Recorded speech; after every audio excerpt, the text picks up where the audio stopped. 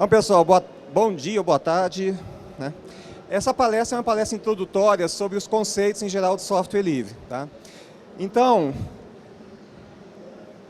para quem tiver interesse depois de fazer o download desta palestra ou de alguma outra palestra que eu tenha ministrado, muitas delas sobre software livre também, o endereço é esse aqui no meu site, é dicas-l.com.br/cursos, tá? Então, você pode fazer o download dessa palestra, usar, redistribuir, modificar à vontade.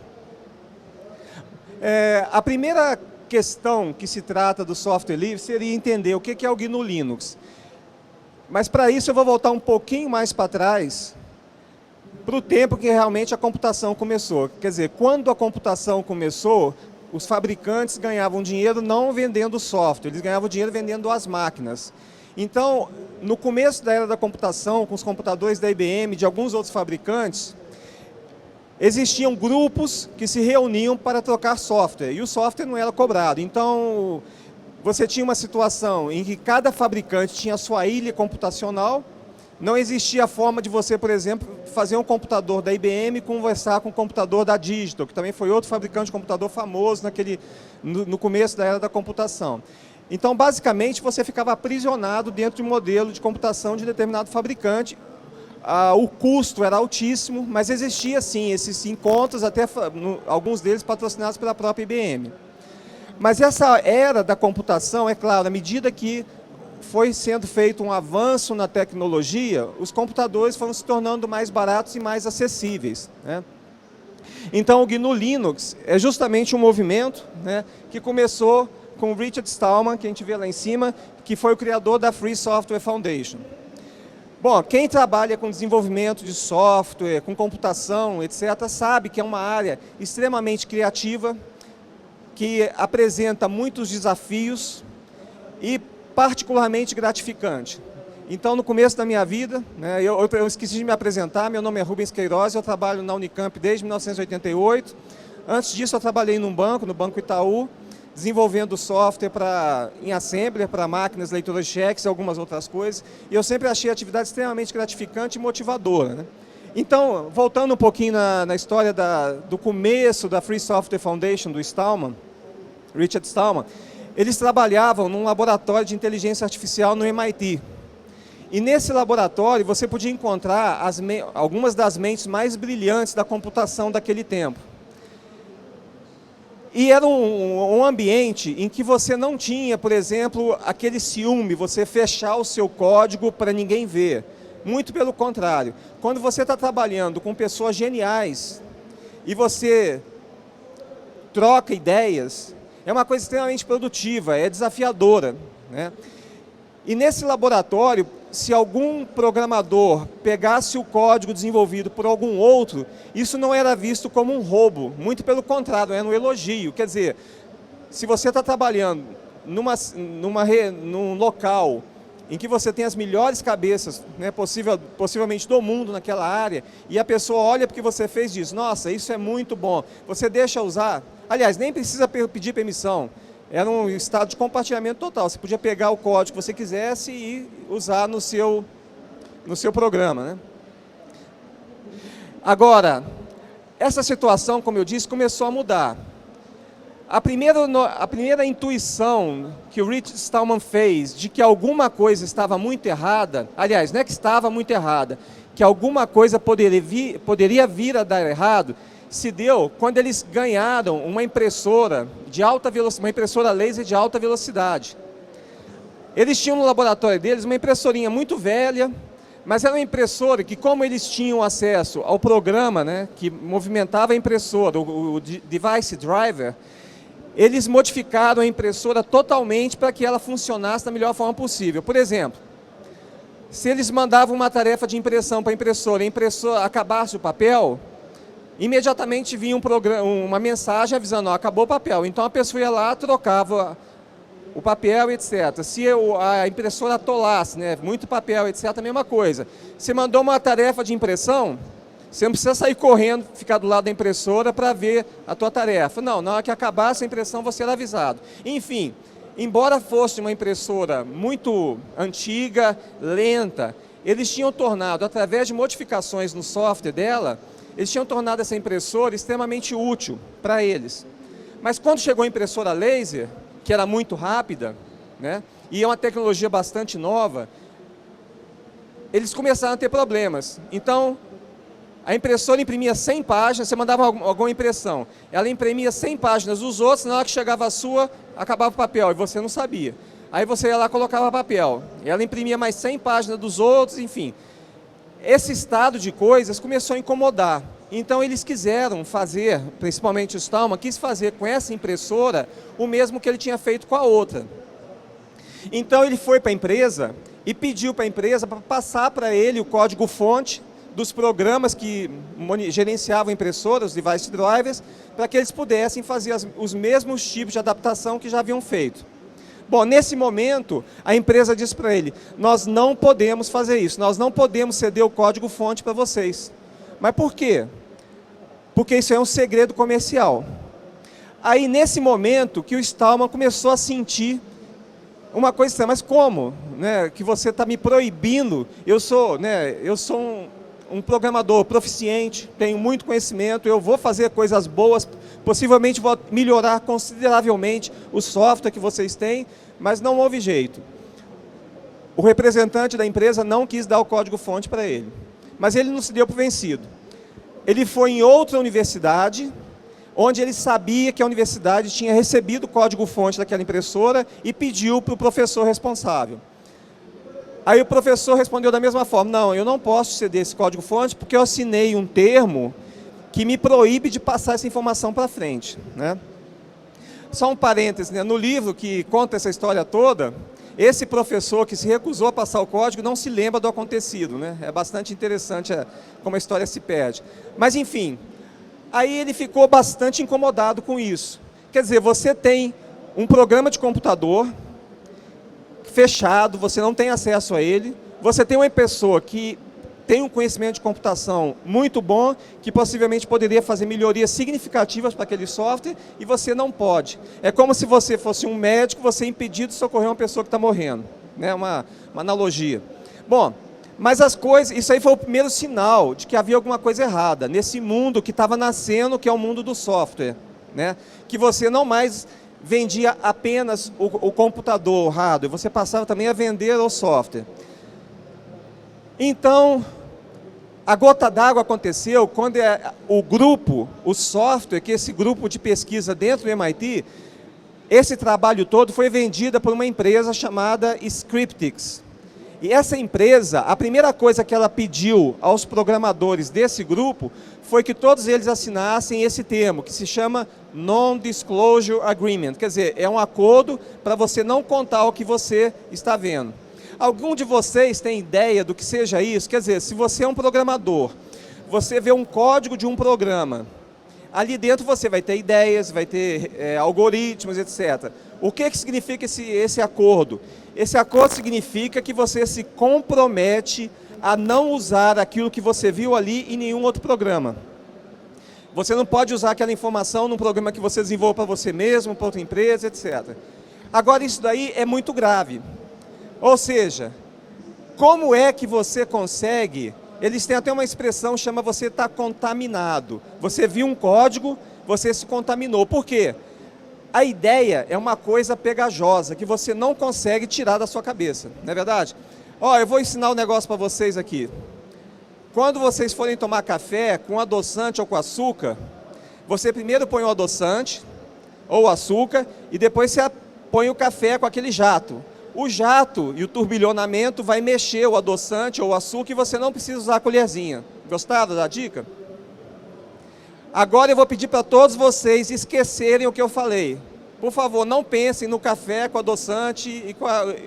Não pensem, tá? Ninguém pensa, ok? Vocês conseguem? Não, vocês nunca vão conseguir e vocês nunca vão esquecer de mim também.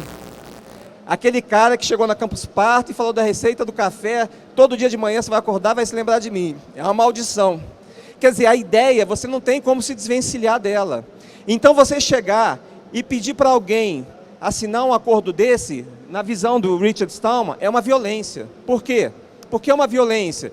Porque se você está vendo alguma coisa, e a computação, ela não é composta exclusivamente de ideias originais. Você é programador, você vai trabalhar na sua empresa todo dia e todos os dias você vai criar conceitos novos, você vai criar algoritmos novos. Não.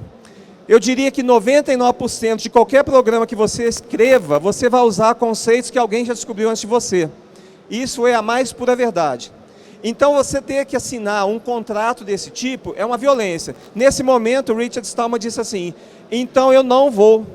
Ele pediu demissão do MIT e disse, se eu tiver que assinar alguma coisa que me impeça de beneficiar o meu próximo, porque ele, já em 1980, ele via a informática, a computação, como alguma coisa que pudesse ser útil para a humanidade, alguma coisa que pudesse contribuir para que você pudesse ajudar o seu próximo. Então, a visão que ele teve foi muito profética. Hoje, praticamente todo mundo aqui está com o computador na mão, né? Tem os iPods, os iPhones e o que for mais, os tablets, todo mundo tem. Então, já naquele tempo, ele previu coisas que estão acontecendo agora, e coisas muito graves, tá?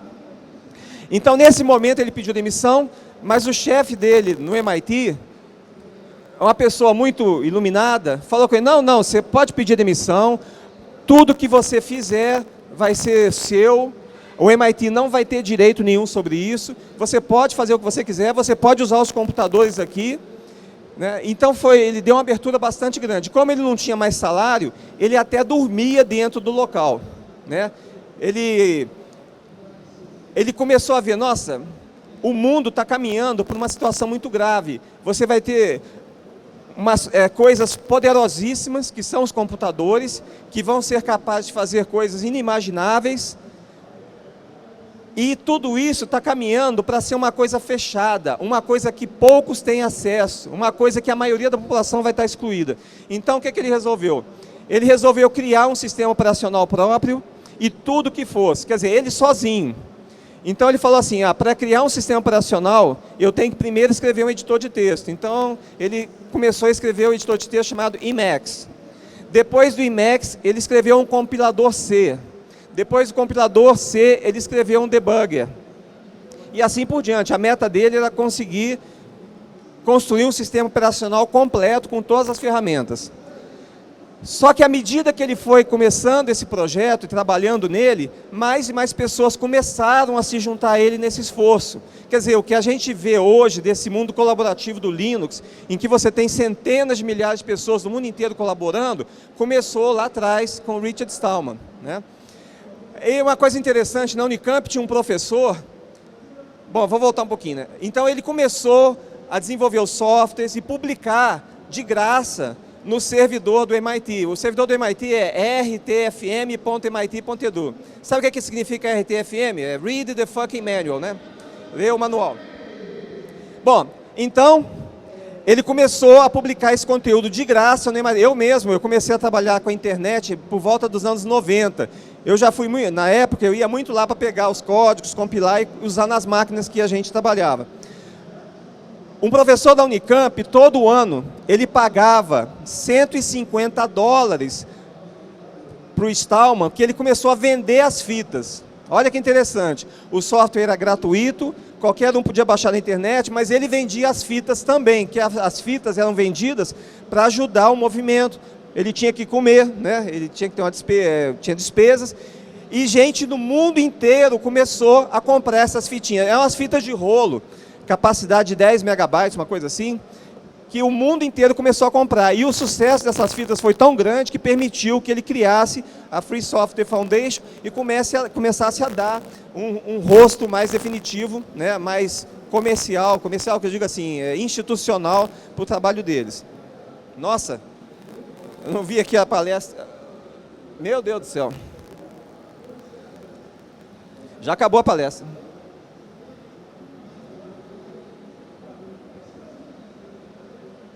Ok. Bom, ninguém me avisou, né? Bom, então aqui, aí vem o outro, o que a Free Software Foundation conseguiu? Ela conseguiu criar todas as ferramentas, mas não conseguiu criar o sistema operacional. Eles passaram por um caminho, a ideia deles criar o sistema operacional, infelizmente, se mostrou muito inadequada. Eu não vou entrar em detalhes, né, que vai levar muito tempo, mas eles não conseguiram criar o sistema... Tá ouvindo? Alô? Eles não conseguiram criar o sistema operacional. Aí que entra o Linus Torvalds, né? O Linus Torvalds, qual foi a motivação principal dele? A motivação principal dele foi criar um sistema operacional que permitisse com que ele se comunicasse com a universidade. Estão ouvindo? Não? Tá? Estão ouvindo aí? Ó?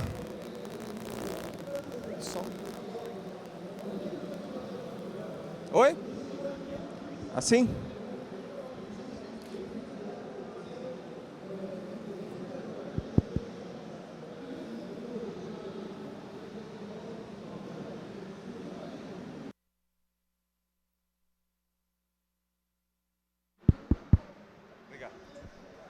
Agora, tá ouvindo? Bom, não dá para eu gritar, né?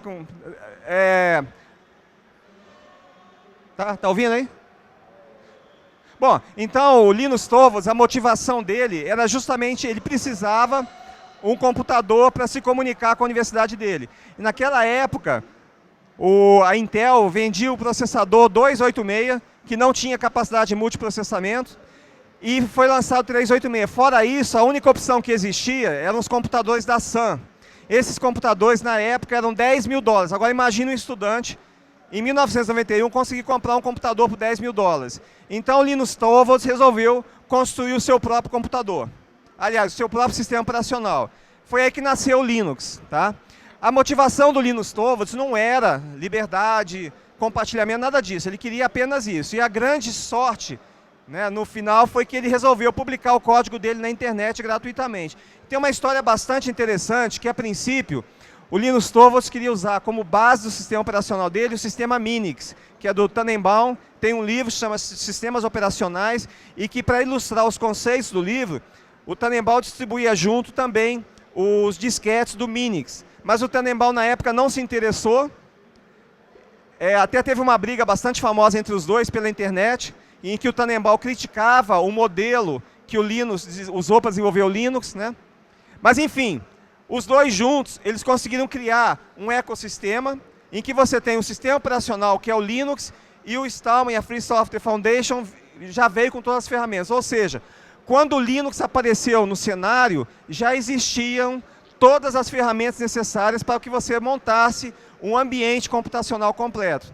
Então, com o sistema operacional mais as ferramentas da Free Software Foundation, eles conseguiram completar um ambiente completo. O Linux eu comecei a usar, se eu não me engano, por volta de 1994. Era uma das primeiras versões e era uma coisa fantástica. Para instalar o Linux no computador, ainda no tempo do disquete, eram 70 e tantos disquetes. Aí você gravava todos os disquetinhos, chegava no disquete 73, dava pau, você tinha que começar tudo de novo. Depois que você instalava, levava um mês para você configurar a placa gráfica, né, que você tinha que ver a varredura horizontal, vertical, e fazer um monte de cálculo, e com muito cuidado. Se você errasse, podia fritar seu computador. Então, na hora que você startava o ambiente gráfico, você tinha que ficar super atento para desligar na hora, porque senão podia queimar o seu computador, se ele não suportasse múltiplas frequências, né? Quer dizer, uma era bastante interessante. Bom, o que o Linux é? É uma implementação independente de um sistema operacional baseado na especificação POSIX, ou seja, desde o começo, o Linus Torvalds teve como objetivo fazer alguma coisa que seguisse padrões. Tá? Escrito inteiramente do zero e não possui código proprietário na base. Funciona em dezenas de arquiteturas. Hoje, se você for pensar bem, praticamente, tirando, né, os desktops, etc., você tem o Linux em uma quantidade imensa de dispositivos. Tá? O Android, por exemplo, a base do Android é um sistema Linux. Aqui tem algumas imagens interessantes de aplicações do Linux bem no comecinho. Ali você tem um reloginho que a IBM lançou também em 94, 95, um reloginho com Linux, telefones, cafeteiras e por aí vai. Bom, o que é software livre? Software livre, o Stallman pensou assim, tudo bem, eu vou pegar e vou desenvolver todo esse software porque eu tenho interesse com que o meu próximo se beneficie do meu trabalho. Mas se o software fosse o domínio público, o que é domínio público? Significa alguma coisa que qualquer um pode pegar e fazer o que quiser com ele, inclusive fechar novamente e vender como se fosse outra coisa. Então a primeira preocupação do Stallman, quando ele depois de algum tempo, que ele começou a liberar os programas dele, foi falar assim, como que eu posso fazer para proteger as liberdades das pessoas, né, a quem eu quero beneficiar com o meu trabalho? Se eu deixar o software livre, de qualquer forma, isso pode se reverter contra nós mesmos, porque esse software pode ser apropriado por alguém. Já teve até um caso interessante, eu não sei se foi da Microsoft ou da Apple, que ela foi processada pela Free Software Foundation porque ela usou trechos do código do TCP/IP, se não me engano, de redes, dentro dos sistemas operacionais deles, sem dar o devido crédito. Então, o que o Richard Stallman fez? Ele bolou a licença GPL, GNU GPL. A primeira licença que existe, já tem outras versões, ela tinha 4 liberdades básicas. A primeira delas era a liberdade de executar o programa para qualquer fim, da forma que se desejar.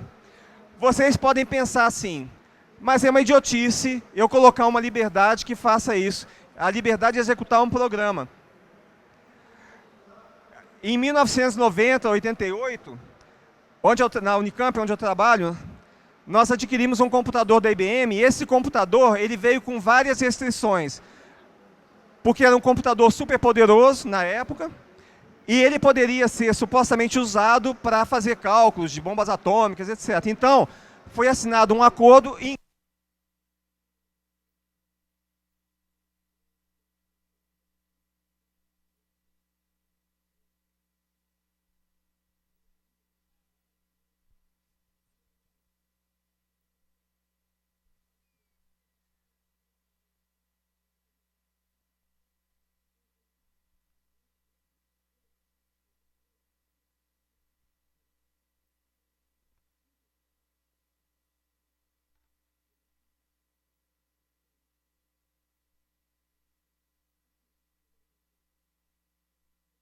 Ei, ei, ei, ei. Pega o outro. Esse que tava dando problema.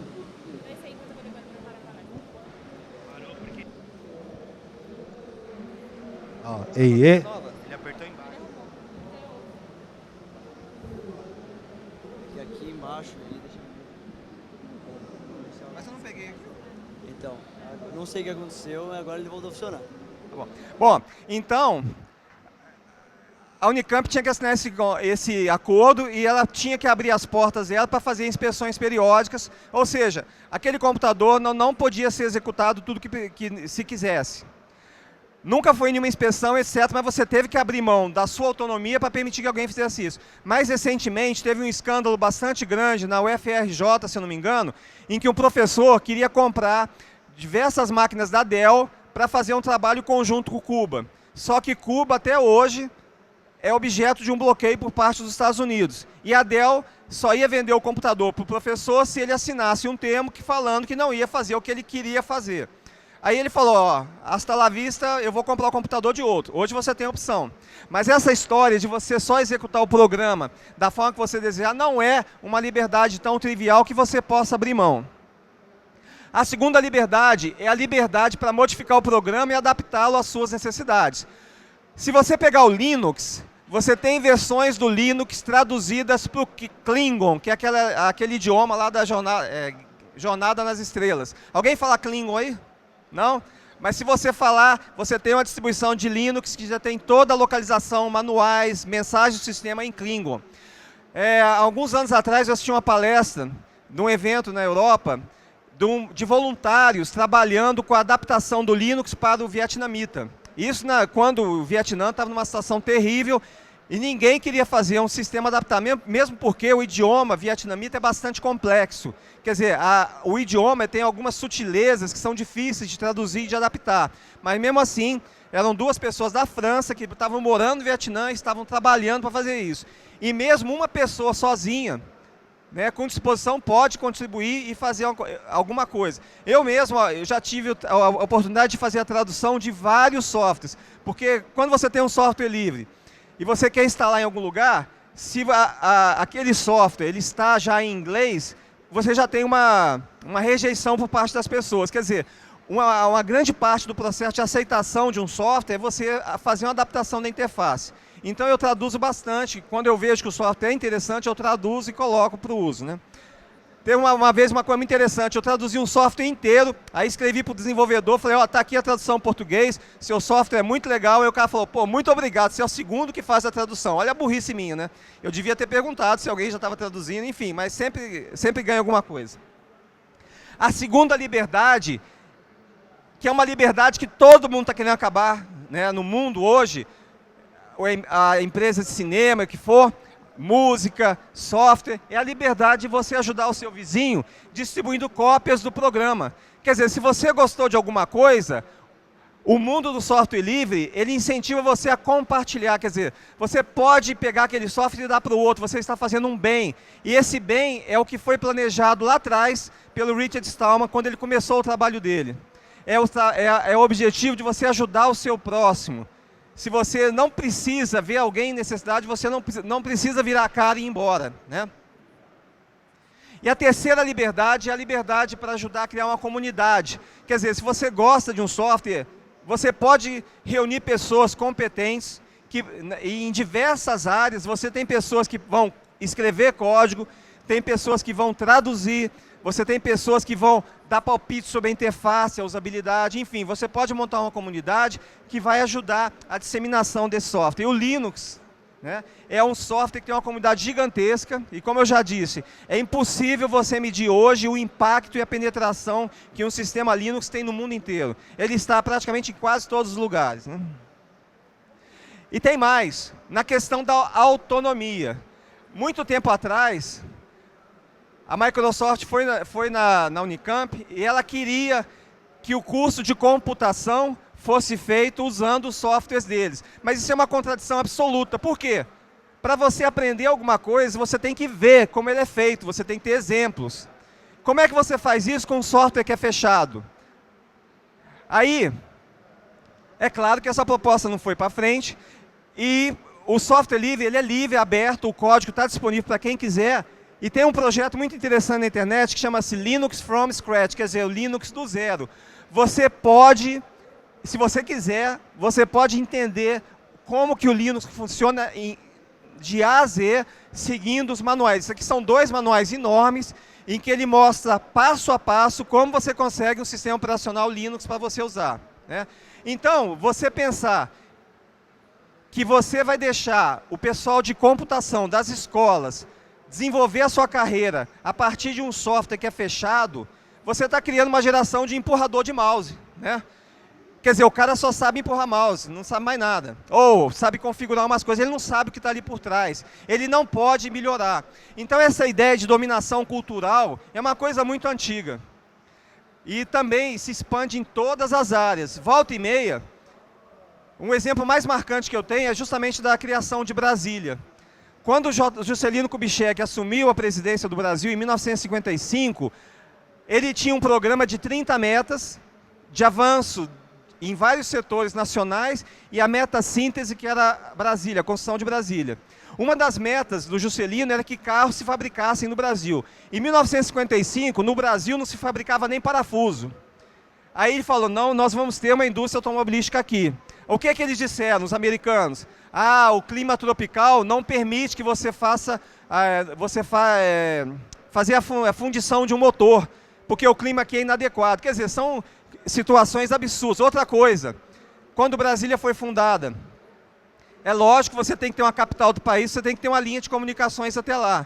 Então todo mundo falou que era impossível, dentro do prazo de 3 anos, você fazer isso. E o Juscelino Kubitschek, depois de 2 anos tentando com empresas estrangeiras e outras, ele falou, não, vamos fazer com o nosso talento, com o nosso pessoal. E em 6 meses ele conseguiu colocar essa linha de transmissão, né, linha de telefonia ligando Brasília. E os exemplos de Brasília são exemplos, assim, são muitos exemplos, poderia dar uma palestra inteira falando sobre isso. Mas o que eu quero dizer é que né, em qualquer momento que você olhe, sempre tem alguém dizendo, ah, não faz isso. Por exemplo, um outro caso, o Brasil tem algumas usinas atômicas. Se você pega urânio e exporta, é $5. Se você importa urânio processado, você vai pagar, não sei, mais de $1.000. Quer dizer, a matéria-prima processada, ela vale muito mais do que aquilo, o bruto, né? Então é claro que nesse esquema de dominação que você tem com matérias-primas, também no software. Você quer... Existe um interesse que aqui no Brasil você não consiga desenvolver nada. Para quem é mais novo não vai saber dessa história, mas o Brasil teve um período que teve uma reserva informática que foi muito combatida, muito criticada, etc. Mas de bom desse período é que se desenvolveu a competência em diversas áreas da computação. E um avanço dessa época, muito importante, foi justamente o avanço na área de software. O Brasil, através da Cobra, chegou a construir um sistema operacional compatível com o Unix, de qualidade muito boa, mas na hora que os americanos e outros começaram a ver que o Brasil está avançando nessa área, que a gente vê hoje, que é o filé mignon, quer dizer, você pega empresa como a IBM era uma empresa hoje de serviços, ela não vende computador. Então, o filé mignon hoje é justamente a parte de software. Então, naquela época, foi na época que o presidente Sarney, e o Sarney era presidente, né, uma época negra na nossa história, aí que acabou essa reserva de informática, que o americano foi lá e pressionou, ou você acaba com essa reserva de informática, ou vocês vão sofrer sanções. Agora, com software livre, não tem como fazer isso. Porque o software livre sou eu, é você. Como é que eles vão pressionar todo mundo? É um movimento global, né? E é um movimento de autonomia. Você não precisa pedir permissão para ninguém. Você tem a sua autonomia para fazer o que você quiser, até se você quiser fazer um Linux com a tua cara, você pode. E software livre é isso aí, é compartilhamento, amizade, solidariedade. Para quem frequenta eventos de software livre, a gente vê isso o tempo inteiro. São pessoas ajudando umas às outras, falando, você pode fazer assim, se você não souber eu te ajudo, faço isso, né? Bom, aí agora a pergunta, né? Como é que eu vou viver se o software é gratuito?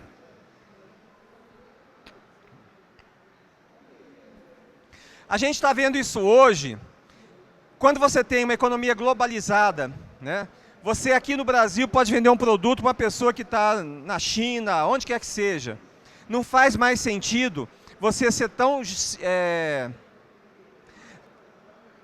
ciumento daquilo que você produz. Você pode muito bem oferecer coisas de graça e ainda assim fazer um lucro enorme. Eu gosto muito de mostrar esse exemplo aqui da Livraria Baen. A Livraria Baen, para quem não conhece, ela é especializada, a editora, né? Ela é especializada em ficção científica, né? Isso aí é uma combinação bastante terrível, porque quem gosta de ficção científica geralmente é o pessoal de computação, os nerds. Então as pessoas são fanáticas. Uma pessoa que gosta, por exemplo, de um livro de ficção científica, ele começa a falar para todo mundo, você tem que ler esse livro aqui. Aí o cara vai lá, compra um livro e te dá. Depois de um mês a gente encontra de novo e pergunta, você leu o livro? Não. Se você falar que não leu o livro, você perde a amizade. Agora, na época da tecnologia, o que é que eles fazem? Eles começaram a escanear os livros e distribuir na internet. Nossa, porque é tão bom, o sentimento de prazer lendo um livro desse é tão fantástico, que eu quero que todo mundo compartilhe com a minha experiência, né? Bom, então, o que é que os escritores começaram a falar? Isso é um absurdo. Nós temos que pegar esse pessoal que está digitalizando nossos livros e colocá-los na cadeia. A gente tem que ir lá em Washington e pressionar para que passem uma lei que puna de forma exemplar, com 30 anos de cadeia, todo esse pessoal que está, né, copiando nossos livros. Bom, aqui sumiu, né? Mas eu sei o que está aí. Então, um dos autores, dos escritores, ele falou assim, não vamos fazer isso. Vamos pegar os nossos livros e colocar na internet. Quiseram matar ele, esse cara. Mas o que ele fez? Ele pegou um dos livros dele e colocou na internet. E o que aconteceu? Vocês acham que ele morreu de fome? Não. O livro que ele colocou na internet, surpreendentemente, começou a vender mais em papel. E não apenas isso. O livro dele que estava na internet começou a vender mais e todos os livros dele também começaram a vender mais. Porque quando você tem um livro que é lançado, você tem a editora, faz uma campanha de publicidade, o autor viaja, faz palestra, etc. Então o livro começa vendendo 10 mil exemplares por mês, depois vai caindo. Chega num ponto que ele vende 1, 2 por mês e acabou. A partir do momento que os livros foram para a internet, o que aconteceu é que todos os livros dele passaram a ter, né, uma vendagem maior também. E quando os outros autores viram isso, eles passaram a exigir que os livros fossem colocados na internet. Eu mesmo, eu baixei do site deles um CD-ROM contendo mais de 100 livros de ficção científica que eles colocaram gratuitamente no site. E não apenas o texto, animação, imagens, o que for. Agora, olha aqui que interessante. Vocês podem ver aqui do lado, você pode fazer o download do livro em HTML, no formato Microsoft Reader, Palm, Rocketbook, RTF, etc.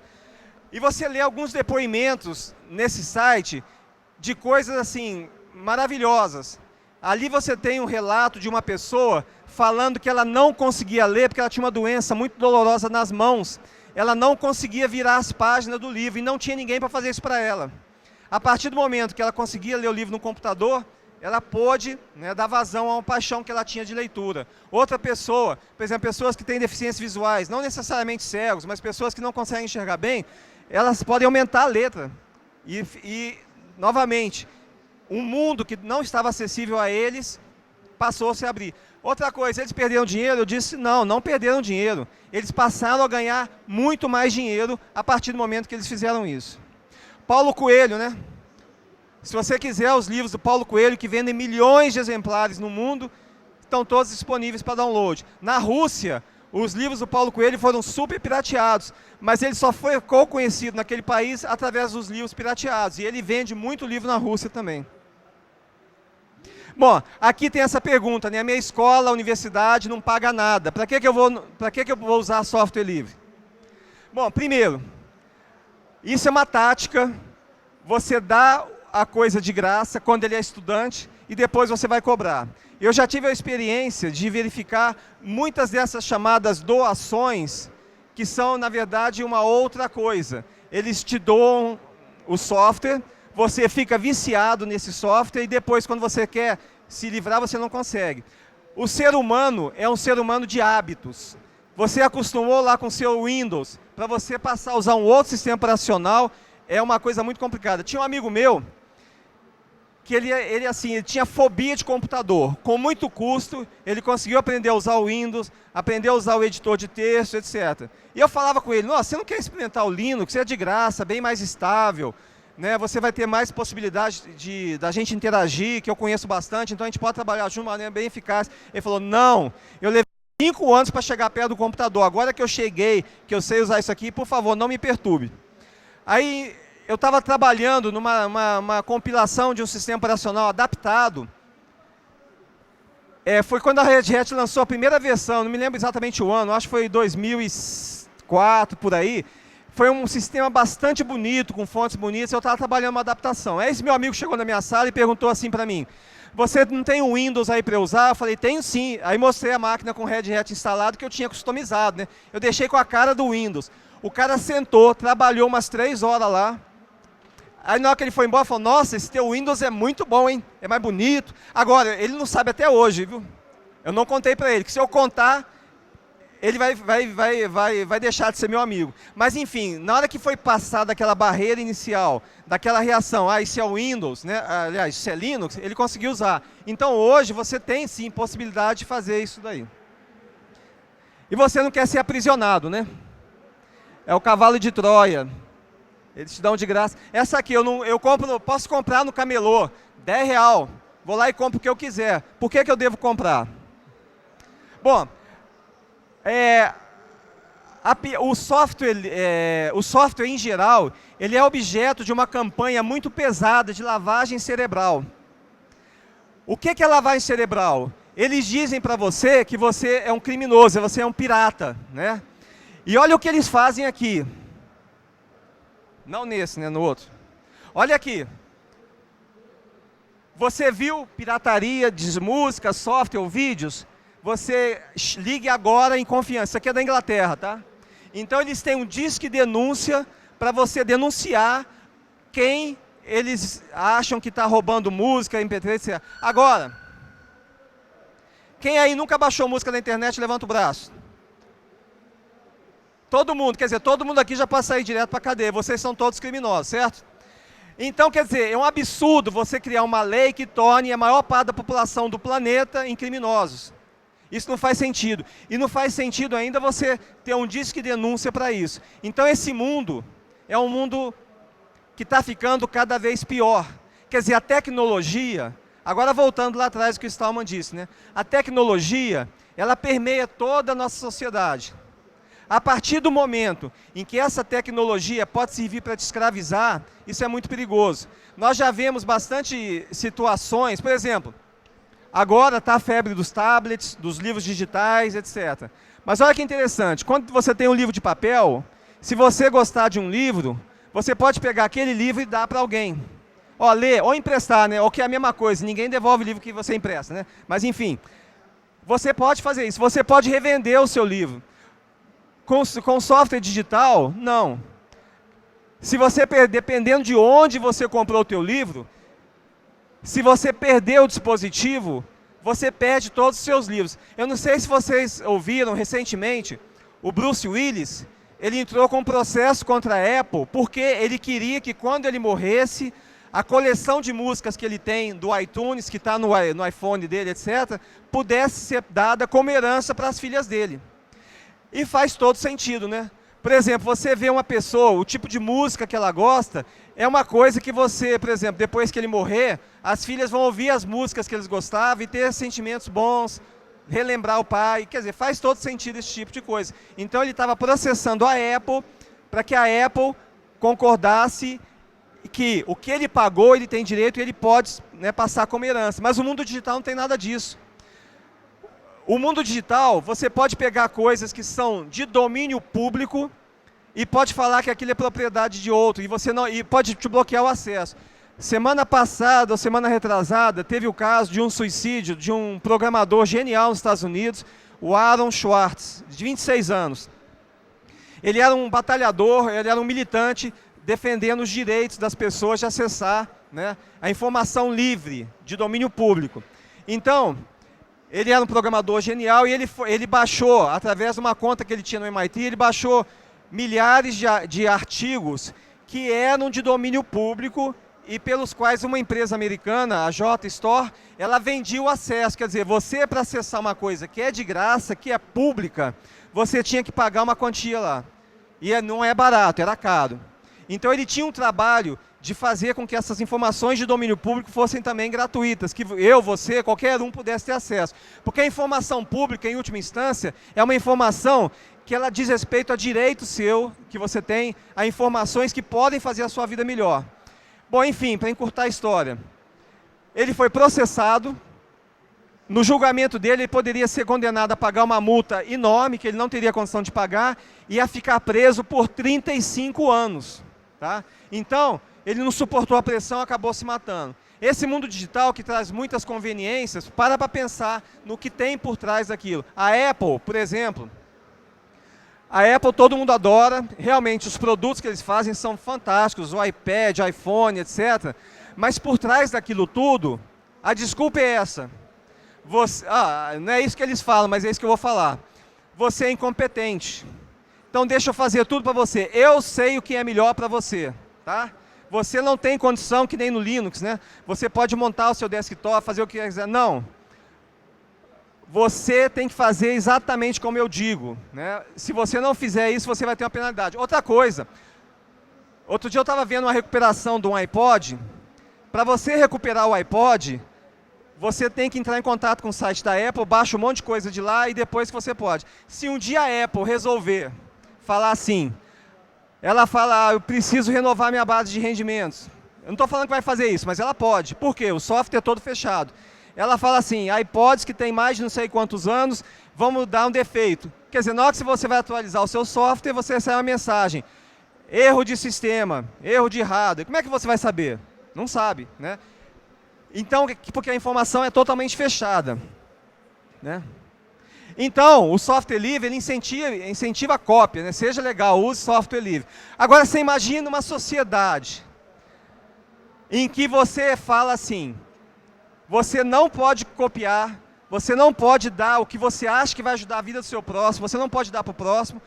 Imagina que tipo de pensamento que pode se desenvolver numa sociedade dessa. Para pensar. A nossa maneira de pensamento, quer dizer, você não tem, a nossa cabeça não é cheia de gavetinhas em que você fala assim, aqui eu vou ser egoísta, nessa outra gavetinha eu vou ser generoso. Não, não tem isso. Se você tem uma cultura em que eles vivem martelando a tua cabeça, você é um pirata, você é um criminoso, você não pode compartilhar software, você não pode compartilhar música, você não pode fazer nada disso, você acaba não compartilhando nada. Quer dizer, esse egoísmo artificial porque o mundo digital, ele é um mundo em que, se você fizer uma cópia, a milionésima cópia é exatamente igual à primeira, tá certo? É muito fácil você copiar alguma coisa. Então, se você incentiva esse tipo de egoísmo, quer dizer, não existe uma barreira física para você compartilhar alguma coisa com alguém. É só você dar um clique no computador, a coisa vai. Então, é uma sociedade que o futuro dela, eu acho que é bastante triste. Tem até uma piada que eu gosto de contar. Estão dois caras andando na floresta, aí aparece um urso, né? Aí um dos dois aparece, aí ele ajoelha, tira o tênis da mochila e calça o tênis. Aí o outro fala, cara, o que é isso? Você não vai conseguir correr mais rápido que o urso, não. Aí o outro olha para ele, eu não preciso correr mais rápido que o urso, só preciso correr mais rápido que você. Né? O urso vai te pegar e você que se dane, tá certo? Então esse tipo de pensamento que está acontecendo. Outra coisa, na revista Wired, alguns anos atrás, eles estavam fazendo um experimento em escolas americanas, assim, você tem um teatrinho, aí um menininho está lá baixando música, a menininha, né, está baixando música do computador, aí entra o outro menino, que é o policial, e fala, você está baixando música de computador, isso é crime, você está presa. Aí a menininha sai correndo, sai chorando, né? Quer dizer, olha que tipo de país é esse, em que você pega crianças e faz uma lavagem cerebral desse nível para ela. Aquele negócio ali da Inglaterra que vocês viram, eu nasci em 1960, eu cresci, né, no mundo da Guerra Fria. Quer dizer, os Estados Unidos e a Rússia estavam querendo se matar.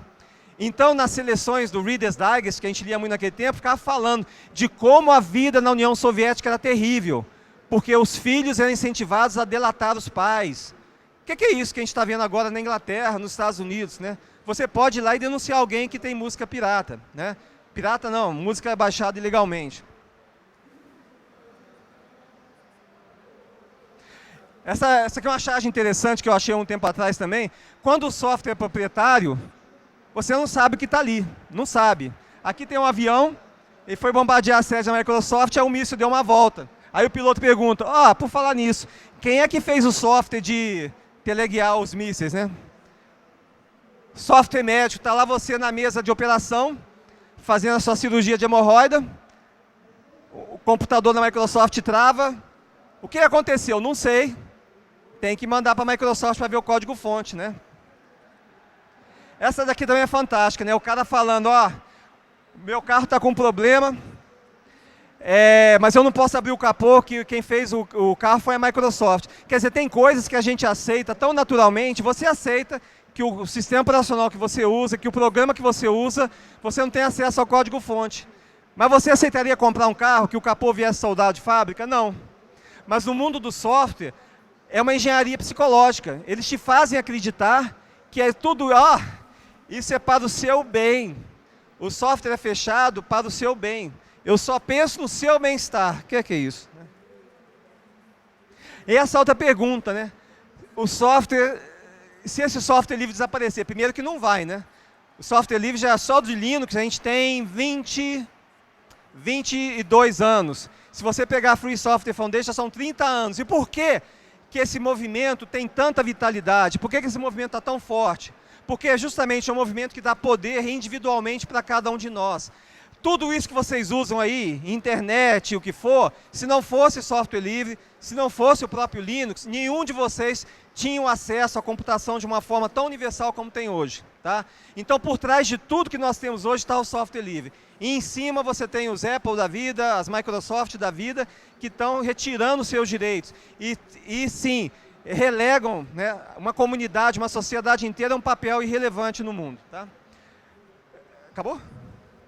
Quanto tempo? Tá. Isso aqui é só um lembrete. Esses sistemas operacionais são antigos, tá? Mas todos eles foram descontinuados pelas empresas e quem usava, o Banco do Brasil usava o AS2, que foi um software que a IBM fez nos anos 90 para competir com o Windows. A IBM um belo dia falou, não vai ter mais suporte para o AS2. Aí o cara fala, e o que eu faço? Se vira. Né? Então, hoje no Brasil, o que eu sei, o Banco do Brasil mesmo, eu acho que são os caixas eletrônicos usam Linux, o Banrisul, no Rio Grande do Sul, usa Linux, e vários outros usam Linux como software, o sistema operacional dos caixas eletrônicos, né?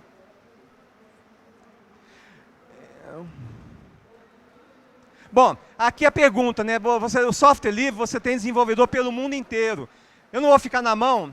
A maior garantia do software livre é justamente isso. O código-fonte é livre e aberto. Se o software acabar, o desenvolvedor morrer, você sempre vai ter acesso ao código e você pode continuar a partir dali. Você vai gerar emprego aqui no Brasil, você vai contratar um programador, você vai desenvolver competências. Quer dizer, você vai ter como investir no desenvolvimento das pessoas para que elas possam dar suporte para isso. Eu já viajei aqui pelo Brasil inteiro, em eventos de software livre, é uma coisa emocionante você ver em cada lugar que você vai, o que é a autonomia que o software livre deu para essas pessoas. Você vê pessoas de classes, né, não tão favorecidas, com dificuldades de estudar e tudo, mas quando elas acham esse mundo, e elas têm a competência, que a competência ela não é só das classes mais privilegiadas, você tem pessoas inteligentes em todos os lugares. Quando você dá essa oportunidade da pessoa se desenvolver, é uma coisa muito bonita, de ver o que é possível acontecer por causa disso. Se fosse no mundo de software proprietário, nada disso aconteceria, né? E quem programa geralmente gosta muito de programar. O cara não vê o tempo passar, o cara morre e nem se dá conta que morreu, de tanto tempo que ele ficou lá no computador, né?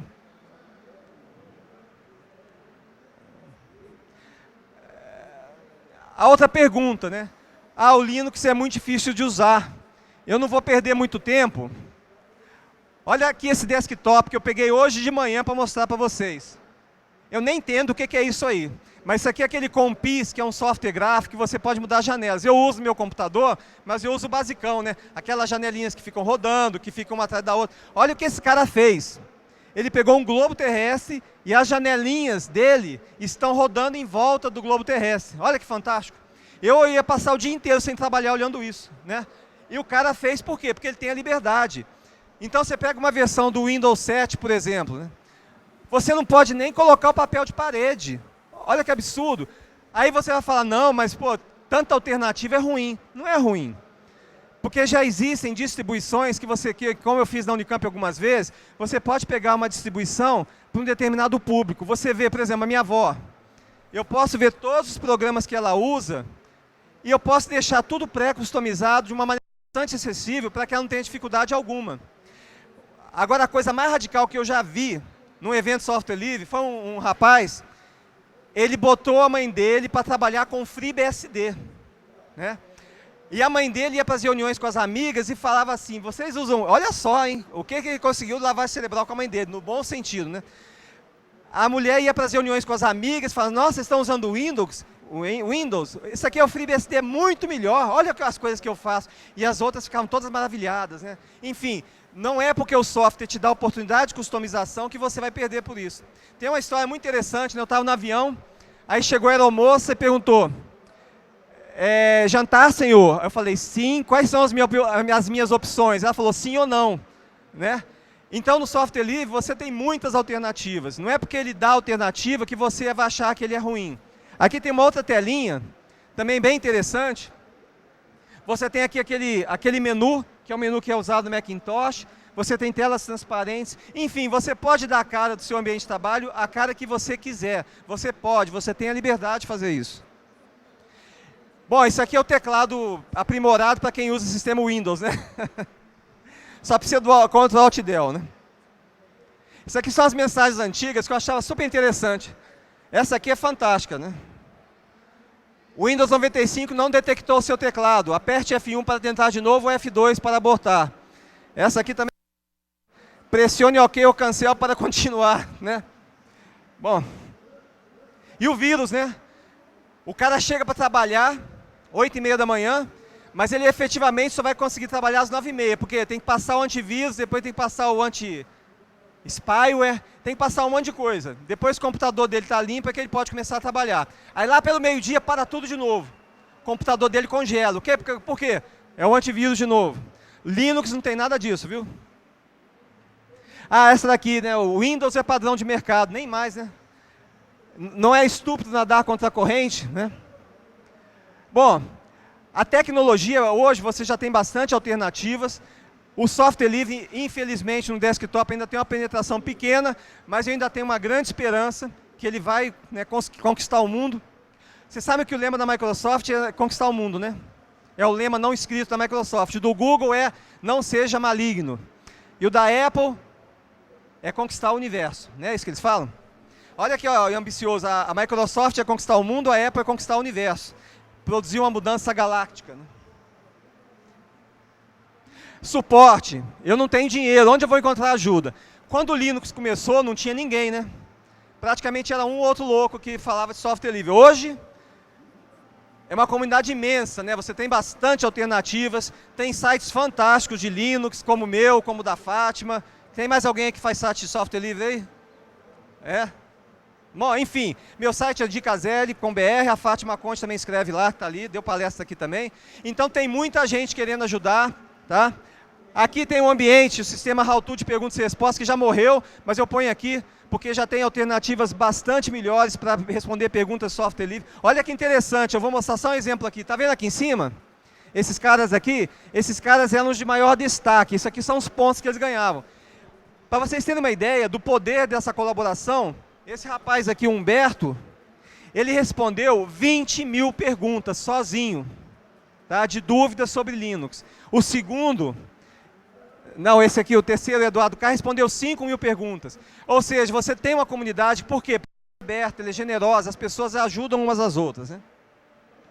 Esse aqui é um software também de indexação de documentos digitais, que hoje é a base da biblioteca de teses e dissertações da Unicamp. Se você quiser trabalho de mestrado ou de doutorado da Unicamp, desde o começo do funcionamento dela, em 1967, você acha tudo na internet, por conta desse software, que é software livre também, e livremente distribuído.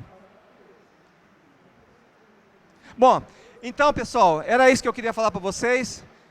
Desculpa pelos inconvenientes aí com o som, etc., mas eu espero que fique alguma coisa e usem software livre. Quando chegar em casa, primeiro, não se esqueçam de mim, lembra do cafezinho, vai no computador, formata o Windows e põe o sistema operacional livre e começa a compartilhar as coisas boas que vocês descobrirem com todo mundo, com o vizinho, com a mãe, com a avó, com o sobrinho, com o cachorro. E muito obrigado e aproveitem o evento.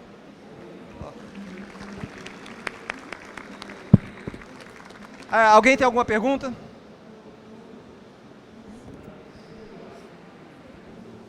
Bom dia. Perguntar sobre o caso recente do Richard Stallman postando sobre a relação da Canonical com a Amazon e aquela configuração no Ubuntu de emitir dados, spyware e tudo isso. Que você tem alguma coisa a falar? Então, ali você tem um dilema, né? A Canonical é uma empresa que ela está tentando se viabilizar. O modelo de negócio dela é vender o suporte, né, ao Ubuntu. Porque se você vê bem, você tem empresas hoje muito bem sucedidas, como a própria Red Hat. Ela tem um modelo em que ela vende para você compra a caixinha, mas na verdade você não está comprando a caixinha, você está comprando o suporte. Porque se você quiser o Red Hat, você pode pegar o CentOS, que é exatamente a mesma coisa, e usar. A diferença entre um e outro é o suporte. A Canonical, eu acho que ela está tentando achar um caminho de se viabilizar financeiramente. Eu não estou muito bem informado sobre essa disputa, tá? Então pode ser até que eu fale alguma bobagem. Mas o Stallman, assim, eu sou o grande admirador do trabalho dele, tá? E realmente, as coisas que ele aponta, elas têm eu diria, o ovo da serpente ali dentro. Quer dizer, ele é muito respeitado, ele é muito ouvido, você vê que as empresas mudam bastante os seus procedimentos em relação ao que ele fala, tá? Então, nesse procedimento da Canonical em si, eu acho que ela está nesse problema, que ela quer achar um modelo para se viabilizar, né? Até, eu vou abrir um parêntese aí, o cara que criou a Canonical, o Mark Shuttleworth, né, eu vi uma palestra dele no Senado Federal, muitos anos atrás. Ele ficou bilionário com aquela empresa Tati de segurança. Isso ele tinha 26 ou 28 anos. Aí ele falou, nossa, o que é que eu vou fazer na minha vida com 28 anos, né? Eu já tenho 1 bilhão no banco. Aí ele falou assim, nossa, eu quero ir para o espaço. Aí ele falou, nossa, agora eu estou ferrado, que eu coloquei uma meta inatingível, como é que eu vou para o espaço? Aí a União Soviética abriu e pagou 35 milhões para ir para o espaço. Aí ele voltou, né? Aí perguntaram para ele assim, por que ele tinha feito o Ubuntu? Eu fiz o Ubuntu porque eu queria fazer uma participação, dar continuidade à minha vida, né? E aí perguntaram para ele, nossa, mas 10 milhões é muito dinheiro. Aí ele falou assim, 10 milhões para quem tem muito dinheiro não é dinheiro. Então, na verdade, ele começou com um projeto que a princípio não tinha essa intenção de financiar, mas agora, pelo que eu estou vendo, ele está tentando achar um modelo comercial para viabilizar o Ubuntu, tá? Eu não sei. Eu fico te devendo essa resposta, eu vou estudar, aí você me escreve que eu te respondo. Alguém mais tem alguma pergunta? Oi, boa tarde. Fátima. Eu sou novo nessa área, estou aqui muito mais por interesse, eu não sei quase nada de Linux. Eu aqui na Campus Party instalei o Ubuntu, já tinha instalado outras vezes, mas eu acho que o Ubuntu é o mais popular para quem está começando. Você tem alguma outra dica, outros caminhos? Porque é muita versão, é muita coisa e eu estou perdido, eu não sei onde começo no Linux. Não, eu usei muito, eu usei Debian. Né, o Debian é uma boa alternativa. O Ubuntu, a vantagem para quem está começando é que o processo de instalação é muito simples. Eu uso uma versão que é derivada do Ubuntu, que é o Linux Mint. É mais simples, mas ele não tem tantos problemas assim como o Ubuntu. O Ubuntu está nessa ânsia, né, ele quer lançar uma versão a cada 6 meses, eu acho que isso é um suicídio. Tá? Então você tem uma versão mais estável, que é esse Linux Mint, que também instala de uma maneira bastante simples. Só dizendo que o padrão vai mudar agora. Ah, vai mudar? Vai ser de 2 em 2 anos agora. Na última, no 12.4, se eu não me engano, eles já falaram que aquela ia durar 5 anos, a versão estável. Foi de 6 em 6 meses e agora era um LTS que ia durar 5 anos. Não sei o que vai acontecer daqui para frente, essa informação eu não tenho. Agora, uma coisa do Ubuntu que eu acho muito chata. Por exemplo, a telinha, o xizinho para matar o aplicativo fica no canto, normalmente, né, no canto superior direito. Aí o cara do Ubuntu resolve mudar, bota no outro lado. Aí você vai com o mouse toda hora lá. É do ser humano, né? O ser humano é resistente à mudança. Aí eu vou lá e escrevo uma dica no meu site. Para você mudar o xizinho para matar a janela do lado esquerdo para o lado direito, faz isso. Enfim, essa questão de você... Mas aí não é só um problema de comodismo, Rubens. Aí é um problema também, por exemplo, muita gente tem ler. E aí você está só aqui e desse lado. Para mim, os controles tinham que estar só aqui, gente. Para a gente fazer o mínimo de coisas possível com o mouse. Eu já operei as 2 mãos. Dói. Para burro. Se eu tiver que fazer assim até lá em cima. Mexe muito mais aqui. Você vai tomar muito remédio, meu amigo, você vai fazer muita fisioterapia só por causa disso. Imagina quantas vezes você faz isso num dia inteiro com o mouse. Aí, com a mudança para o touch, também, desse lado aqui é mais perto. Podem ter certeza, não vão ser os mesmos tendões, mas vai pegar. Isso é uma coisa muito importante que a Fátima falou, né? Você tem a possibilidade de você adaptar o sistema para as suas necessidades, né? Então você pode mudar. Agora, na questão da interface como um todo, para todos os usuários, quer dizer, você tem que dar essa alternativa e você tem, e não é difícil, tá? Então isso é uma coisa que eu sempre falo no software livre. A gente não começa nem a sonhar os tipos de dificuldades que algumas pessoas podem ter para usar o computador. E isso que é a vantagem do software livre, tá? Você pode adaptar para qualquer pessoa na face da Terra, você pode arrumar uma distribuição que seja adequada a você. Sumiu, né? Muito obrigado, já acabou meu tempo. Até lá.